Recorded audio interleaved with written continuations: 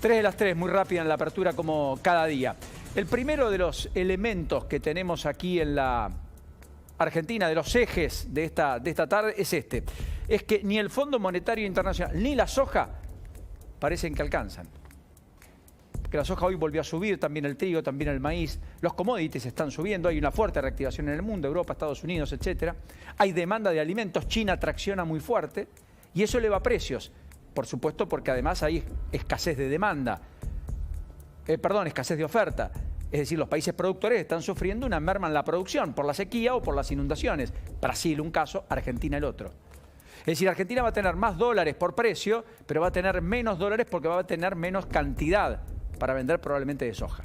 De esa cosecha que es el salvoconducto para las reservas del Banco Central y para la macroeconomía argentina casi cotidianamente, año tras año. Bueno, lo cierto es que la soja hoy está en 562 dólares.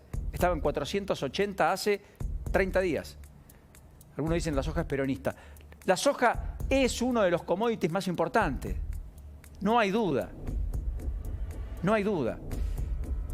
Pero esa soja y con ese nivel y con precios récord, casi cercano a los 600 dólares de aquella soja que llevó a las 125 y a todo el conflicto con el campo allá por 2008, ¿ustedes recuerdan?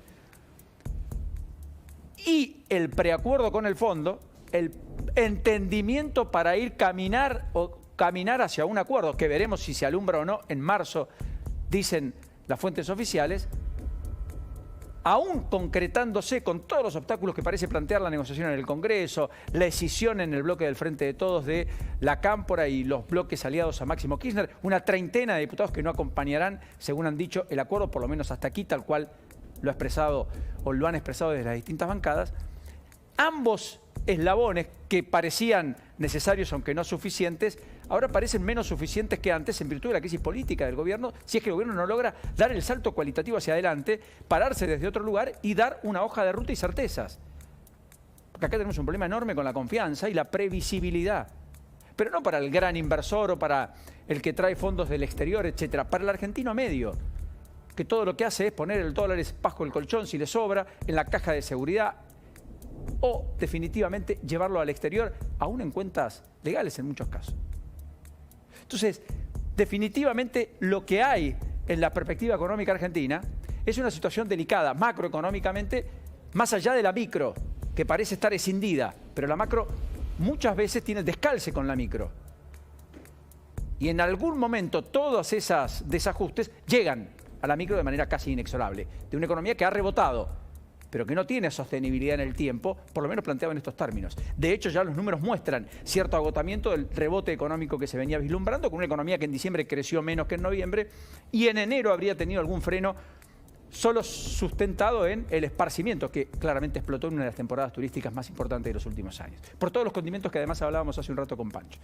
Y porque además el segundo de los elementos importantes en la Argentina, de los ejes, es que todo esto se da en medio de una crisis importante en el gobierno, con una oposición que también tiene sus discusiones y demás, sin la articulación de acuerdos robustos, en un contexto, decía, donde la inflación pone presión,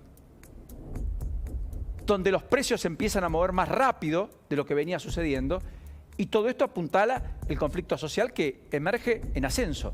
La calle hoy es un poco la demostración de ello, más allá de lo que políticamente incluye. La foto del surtidor es un impacto importante, 9% promedio el aumento de naftas. Las naftas premium más del 11%, 120 pesos la nafta premium, el litro de nafta, 120 pesos en la ciudad, 130 y 135 en el interior. Y es el primero de una concatenación de aumentos que se vienen, alguno en marzo, otro en abril, algún otro en mayo. Todo esto después de 8 meses de precios congelados, como habitualmente ocurre cada año electoral en la Argentina, donde se pisa el dólar, se congelan tarifas, hasta los aumentos importantes en los años no electorales, Ahora, el efecto arrastre de la inercia inflacionaria, el querido Damián Dipache, que se suma la semana próxima con nosotros también, como ocurrió el año pasado, ya Focus Market, su consultora, advierte que alimentos y bebidas creció 4,5% en enero, promedio. O sea que la inflación probablemente esté en torno al 4% en enero. Para febrero, 9% de la nafta, promedio, 9% de prepagas. Un salto arriba del 10% en las cuotas de colegios privados que tendrá impacto en marzo. La canasta de útiles escolares, los que somos papás, conocemos de qué se trata. Pegó un salto descomunal y eso es imprescindible, entre comillas. súmenle alimentos, bebidas, lácteos. Buena nota para ir a buscar mañana, Gonza, con el móvil, los lácteos, los embutidos. Hoy la picada es más cara que el asado. Se lo discuto a cualquiera. Infinitamente más cara que el asado. Todo eso está gestando una situación cada vez más compleja, porque con aumentos que van creciendo, con tarifas que empiezan a liberarse, la nafta es una de ellas, pero es la primera, después vendrá la luz, el gas, en capital y conurbano, porque en el interior se mueven. En Santa Fe aumentó la tarifa eléctrica, aumentó la tarifa de agua, aumentó el colectivo desde hoy, casi 60 pesos, también en Córdoba. Se mueven los precios.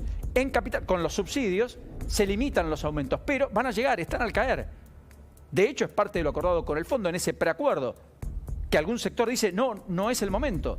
En el gobierno hablan de un 20%, eso no alcanza para reducir fuertemente los subsidios energéticos, que es lo que el fondo parece empezar a decirle ya más fuertemente al gobierno y hasta blanquearle a los propios banqueros o empresarios a los cuales consultan desde Argentina a miembros del organismo. Bueno, insisto, en ese correlato de cosas que estamos describiendo de la política, el impacto en la economía, el dólar que sube, que es un precio de referencia obvio, 2.17 en el mercado libre hoy, 2.23 el contado con liquidación, otra vez todos los dólares oficiales o legales subieron, además del paralelo, casi están en niveles previos al preacuerdo del jueves a la noche, o sea, licuaron en el gobierno en menos de una semana los efectos, entre comillas, beneficiosos de un acuerdo que le daba aire, que no resolvía ningún problema, pero que compraba tiempo para el gobierno en términos de sus propias discusiones y que le podría eventualmente devolver competitividad electoral de cara al 2023, en lo cual parecen pensar mucho más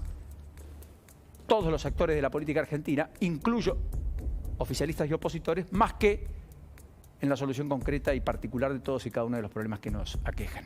Lo cierto es que este es el segundo eje. Y el tercero es, naturalmente, esto, que la droga mata.